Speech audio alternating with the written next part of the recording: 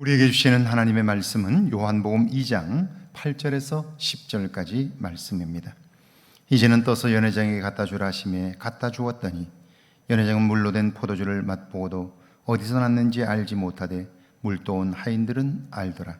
연회장이 신랑을 불러 말하되 사람마다 먼저 좋은 포도주를 내고 취한 후에 낮은 것을 내거늘 그대는 지금까지 좋은 포도주를 두었다 하니라. 아멘. 하나님의 말씀입니다. 할렐루야. 좋은 날입니다. 하나님의 도우심이 오늘도 여러분과 함께 하기를 주의 이름으로 축원합니다. 사람이 살면서 자신의 한계를 넘어선다는 것은 불가능합니다. 문제는 그 한계 안에서 생각하고 확신한 일은 절대적으로 틀릴 수밖에 없는데 본인은 그것을 모릅니다. 그래서 옳다고 주장하고 행동합니다. 결과가 어떨까요? 연세가 드셔서 귀가 잘 들리지 않는 노인 두 분이 길가에서 만났습니다. A 노인이 묻습니다. 김영감 어디가? 양로당가? 그러자 B 노인이 대답합니다. 아니 나 지금 양로당가. 그래요. 두 분은 대화를 했습니다. 그런데 소통이 되었나요? 8절입니다. 이제는 떠서 연회장에 갖다 주라 하시매 갖다 주었더니 예수님께서 종들에게 돌 항아리에 부은 물을 떠다가 연회장에게 갖다 주라고 말씀했습니다.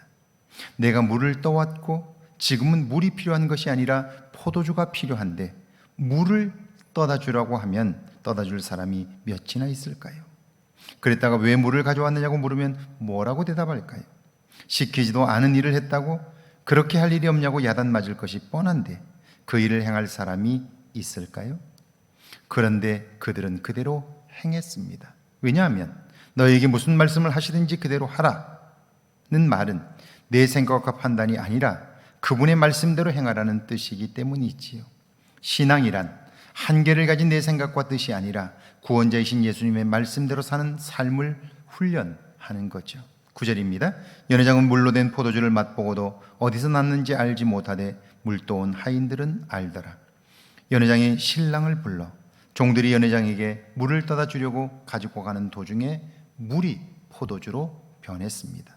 이게 말이 돼? 사람들은 그렇게 판단합니다. 그런데 요한복음은 처음부터 예수님이 누구인가로부터 시작합니다. 그분은 하나님이시며 처음 세상과 인간을 창조하실 때부터 함께 계셨던 분입니다. 그러므로 그것은 사람이 한 일이 아니라 하나님이신 예수님께서 행하신 일입니다. 중요한 것은 이 놀라운 비밀을 아는 사람은 연회장이 아니라 종들입니다. 말씀에 순종한 사람들, 그들밖에는 이 놀라운 사건의 비밀을 알지 못합니다. 10절입니다. 말하되 사람마다 먼저 좋은 포도주를 내고 취한 후에 낮은 것을 내거늘 그대는 지금까지 좋은 포도주를 두었도다 하니라. 세상 사람들은 처음에는 좋은 포도주를 내어놓고 취한 후에는 질 낮은 포도주를 내어줍니다. 세상적인 이치요 가치입니다. 연회장 역시 그런 생각을 갖고 있었는데 나중에 나온 포도주가 처음 나온 것보다 훨씬 더 맛이 있고 입에 감깁니다. 자신이 갖고 있던 상식을 뛰어넘습니다. 그렇습니다. 예수님 안에는 항상 처음 것보다 나중이 좋습니다. 그분으로 인한 변화가 있기 때문이죠. 오늘 하루 그분 안에 사는 저와 여러분의 삶에 이런 변화들이 계속되기를 주의 이름으로 축원합니다. 함께 기도합니다. 내게도 말씀대로 행하는 순종이 있게 해달라고요. 날마다 새로워져서 처음보다 나중에 좋은 삶을 살게 해달라고요. 함께 기도합니다. 하나님 아버지, 은혜와 사랑을 감사합니다.